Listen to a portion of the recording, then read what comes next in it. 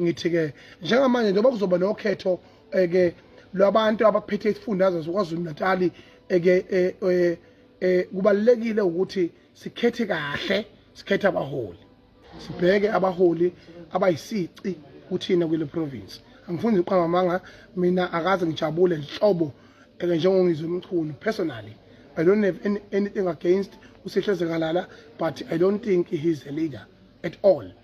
He's not a leader at all. Akeni kancane bafethu ngiyaphazamisa lapho bakuthi ngikhuluma nezwe leseNingizimu Afrika. Ngiyacela Msweli ngiyaphazamisa, ngiyacela. Njengamanje I'm talking to the generation, please, of this country. Into eyenzakalayo ke lapha ukuthi kubaluleke kakhulu ukuthi sikwazi ukuthi njengezwe laseNingizimu Afrika sineyinqumo ezokwazi ukuthi zisise phambili njenge-country in terms of ukuthi umuntu ongenabo ubuholi kulefundazwe bangamkhethi njengo-ANC.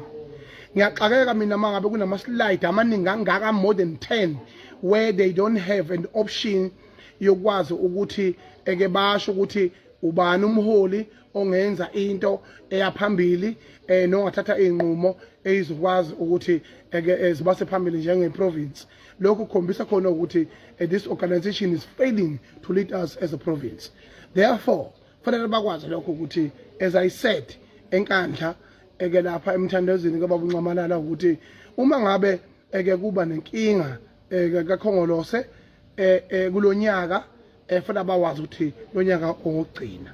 And as an observer, as an independent person, as uMongameli wamabhinqa, iqiniso mina ngiyalazi abafanele ukuthi bangakwazi ukuthi baqhubeke baphathe isifundazwe saKwaZulu Natal uma behluleke ukukhetha kahle kulonyaka. Doesn't matter their experience, doesn't matter their knowledge, kodwa kusalayo ukuthi iqiniso fanele silimele. Bese siphinda futhi kuzwe lonke umama uJesu Thwadi masimthanda simethemba ukuthi ube umholi omuhle, funa benze iqiniseko sokuthi ngoDisemba bafaka abantu besifazane noma bebe babili kwi-cabinet yabo le eqondene ne-ANC kwi-national, bakwazi ukufaka abantu besifazane noma babili.